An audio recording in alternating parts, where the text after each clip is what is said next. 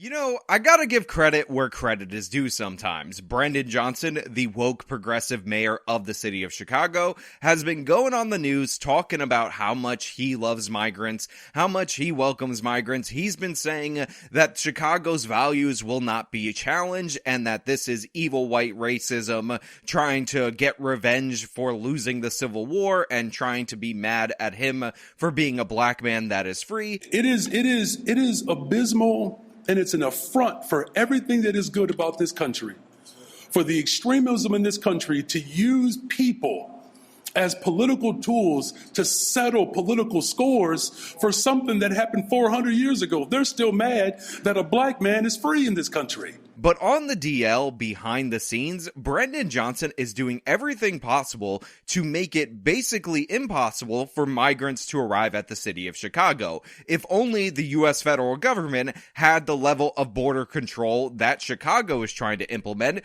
we might be in a better position when it comes to all these migrants flooding the southern border. Now, we're going to talk about this. We're going to talk about what he's saying superficially versus what he's actually doing. But before we do, I want to say thank you to everybody who signed up on actualjusticewarrior.com/join. Give me the money. Give me the money. Okay? And thank you to the podcast listeners, Spotify, Apple, and Google's podcasting platform. So in order to understand where we are, it's important that you guys get how we got here. So I'm going to give you a quick recap of what led us to this point, and then I'm going to tell you what Brandon Johnson is doing now, despite his rhetoric to the national news media. So we've had immigration problems specifically at the southern border for a long, long time in the United States of America. Both Democrats and Republicans have traditionally been very lax on border enforcement, although now this has become a race issue in that the Democrats call you racist for trying to have any kind of control over who comes into the United States of America. Now, this all came to a head when President Donald J. Trump took office and all of these left-wing cities decided that they wanted to virtue signal against his immigration stances by adding to previously existing sanctuary city laws, essentially making their cities super sanctuary cities. And among the people who did this were then mayor at the time, Bill de Blasio of New York City, and Mayor Lori Lightfoot, who then was the mayor of the city of Chicago. Now, by contrast of these two cities, they ended up electing a more conservative mayor in Mayor Eric Adams, and he has been very honest about the disaster that the migrant crisis is for the city of New York. Never in my life have I had a problem that I did not see an ending to. I don't see an ending to this. I don't see an ending to this. This issue will destroy New York City. Destroy New York City. We're getting 10,000 migrants a month. One time we were just getting Venezuela. Now we're getting Ecuador. Now we're getting Russian-speaking coming through Mexico. Now we're getting Western Africa. Now we're getting people from all over the globe have made their minds up that they're going to come through the southern part of the border and come into New York City. And everyone is saying it's New York City's problem. Every community in this city is going to be impacted. We got a $12 billion deficit that we're going to have to cut. Every service in this city is going to be impacted. Now, Adams has notably gone further than that. Him and Kathy Hochul, the governor of New York, have gone after the Biden administration, asked for more federal funding, and essentially admitted and conceded that the migrant problem is real, it is a disaster, and that the federal government needs to do something about it. By contrast, Brandon Johnson over in Chicago has not backed down, at least rhetorically. He says, we're welcoming all the migrants are the best people ever. He goes and meets and shakes their hand. However, behind the scenes, Brandon Johnson of Chicago has done more to deter migrants from coming to the city of Chicago than Eric Adams. It's actually kind of hilarious that he talks about in press conferences how he wants to go to Mexico and tell people that they can be welcome in the city of Chicago. He names a specific alderman that was letting them know how things were going to be so that they can coordinate better. Look, Pastor Will Hall, who's also an alderman of the 6th Ward, visited the border. He saw the chaos firsthand. And so part of our effort to go to the border was to make sure that there was better coordination with the flow of migrants who are seeking asylum here. When in reality, that specific representative went there with him to tell people not to come to the city of Chicago, to tell them that they would be sleeping on the concrete, that it's cold in Chicago, and essentially scare them away. Sixth Ward Alderman Will Hall, who traveled to the border a few weeks ago, says word is spreading on social media among migrants that Chicago may not be the best place to come. And border nonprofits say not as many people are asking to come to Chicago. So people are beginning to get informed that it's cold, the opportunities are scarce, and that unless you want to sleep on a concrete mattress, don't come. And that's what those who have come seeking asylum have said. Now, the secret that they're not trying to let you in on about Chicago and about New York City is the fact that it's not actually Greg Abbott sending the bulk of migrants to either of those cities. I know that's getting a lot of attention, and it is a good policy. It's essentially a stunt that allows the people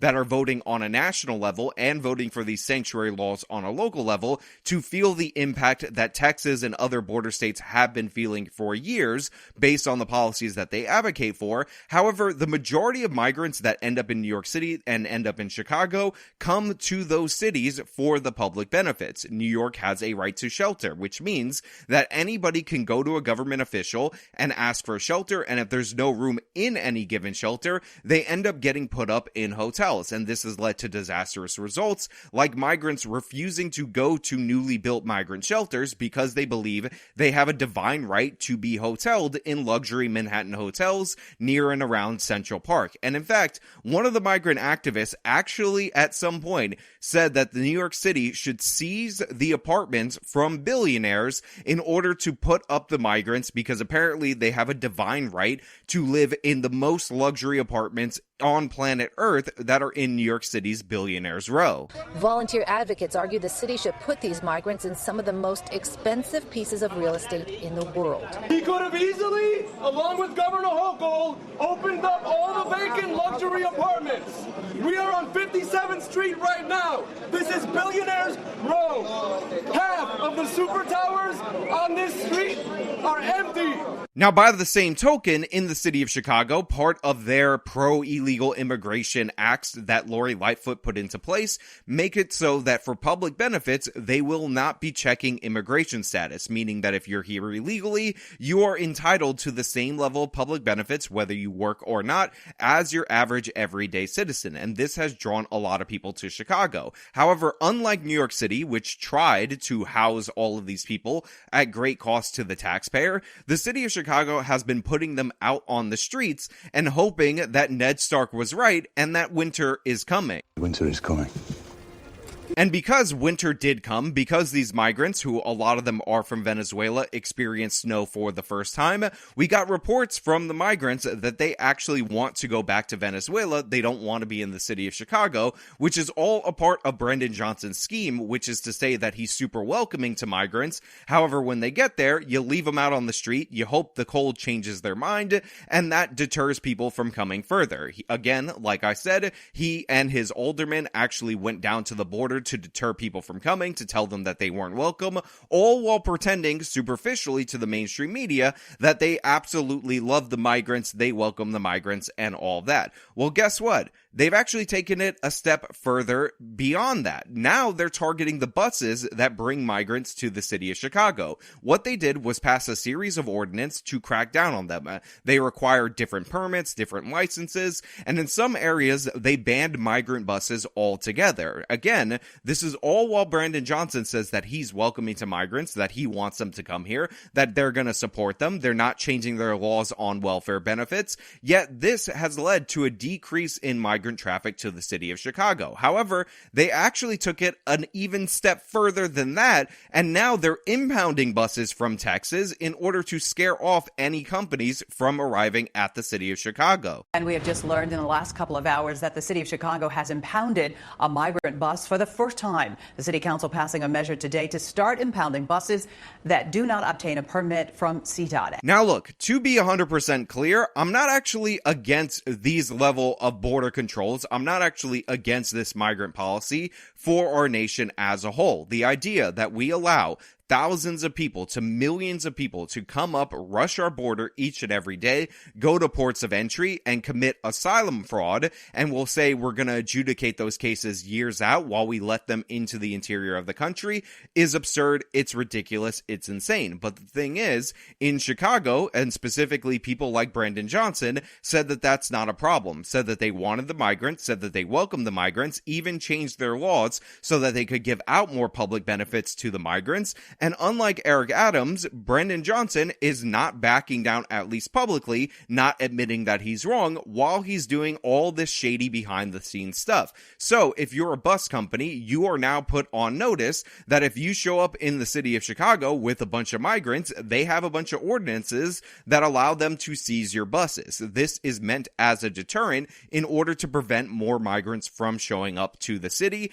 and it's clear and it's obvious that is the goal and intent behind it. Just like the trip to Mexico, where they told them about the cold and the snow and how they're going to be miserable and how they got nothing for them, what they're actually showing us in terms of their policy is that they don't want those migrants there. They are against those migrants. Chicago's Democrat Mayor Brandon Johnson has decided to sue bus companies for transporting illegal migrants into his sanctuary city. Last month, Chicago's City Council passed a series of laws meant to regulate buses dropping off migrants. He's now launched 55 lawsuits against what he's deemed rogue companies for violating the regulations. And again, that is totally fine. That is good, sound policy, and that is policy that the American federal government should adopt. My problem is that Brandon Johnson won't admit that's what he's doing. He keeps saying that he's welcoming to migrants. He keeps calling everybody against mass migration to the United States evil white racists, and I think it's kind of absurd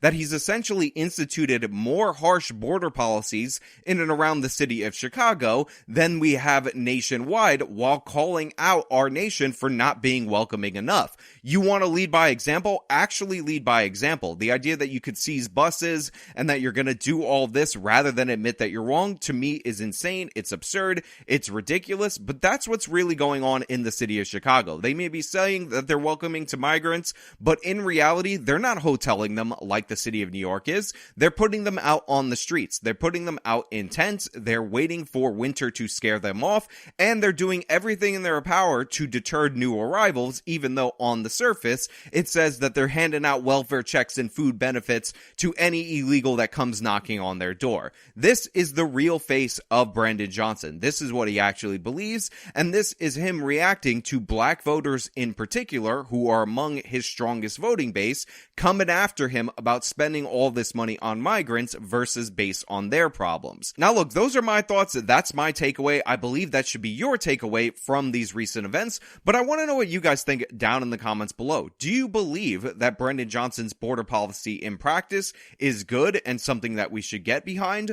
Or do you believe that if he's going to talk about how Chicago lives up to their values, if he's going to talk about their welcoming to migrants ordinance and how he's so proud of it, he should be forced to live up to it? He shouldn't be allowed to impound out-of-state buses in order to prevent migrants from showing up. I really genuinely want to know what your take on this is, because I think a lot of people support the border policy in practice. However, they want Chicago to pay the consequences of the migration policy that they advocate for on a nationwide level, and they want Brandon Johnson to actually humbly come and admit that he's wrong, because he is wrong on migrants, and the proof in the pudding is in the taste. But unfortunately, you can't taste that pudding because it's in a Chicago impound lot. Again, those are my thoughts. Let me know what you think. If you like this video, show me by leaving a like, subscribe for more content, follow me on my social medias, support me via the support links in the description of this video. This has been me talking about the Chicago crackdown. Till next time.